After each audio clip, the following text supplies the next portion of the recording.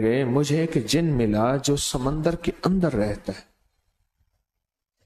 سمندر کے اندر جنات بہت زیادہ ہیں، پانیوں کے اندر جنات بہت زیادہ ہیں، اس لیے پانی کے کنارے جنات بہت زیادہ ہوتے ہیں، اس لیے پانی کے کنارے کرائم ریٹ زیادہ ہوتا ہے، کریمنل دنیا زیادہ ہوتی ہے.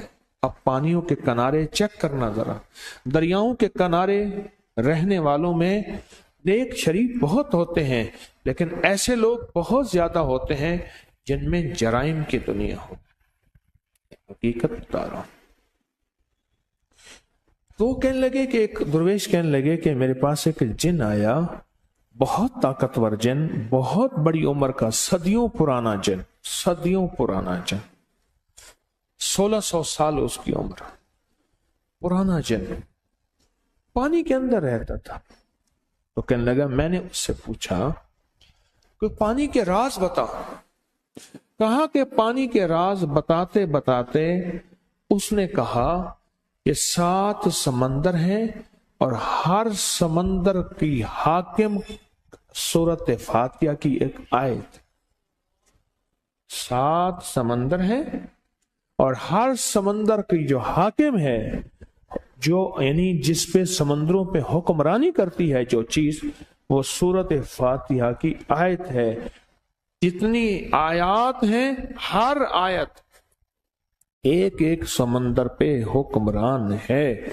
اور کہنے لگے میں نے پوچھا، ان صاحب نے مجھے بتایا، میں نے پوچھا جو سورۃ فاتحہ پڑھتا ہے اس کے بارے میں آپ کا کیا خیال ہے؟ کہا کہ سورۃ فاتحہ پڑھنے والے کو 7 سمندر کی جتنی بھی مخلوق ہے وہ اس کی محبوب بن جاتی ہے، اور وہ دعا کرتی ہے اللہ یہ پڑھتا رہے اور ہمارے اوپر عنایات کی بارش رہے، یا اللہ یہ پڑھتا رہے اور جنت اور برکت پاتا رہے، یا اللہ یہ پڑھتا رہے اور پرسکون اور خوشحال رہے. اور بھی بڑی دعائیں کرتی ہیں.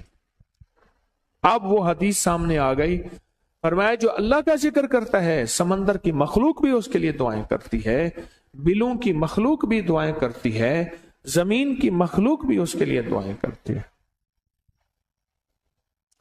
ہر آیت ایک سمندر کی حاکم ہے، بادشاہ ہے، شہنشاہ ہے.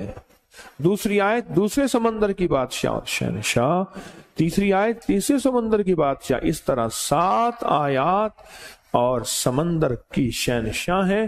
جو بندہ سورۃ فاتحہ پڑھتا ہے ایک بار اللہ جل شانہ ان 7 آیات کی تاثیر اور طاقت اسے عطا فرماتے ہیں، اور 7 سمندروں میں جو غذا، رزق، طاقت اور قوت اللہ نے رکھی ہے اس کا حصہ اس بندے کو دیتے ہیں جو صرف ایک بار سورۃ فاتحہ پڑھتا ہے.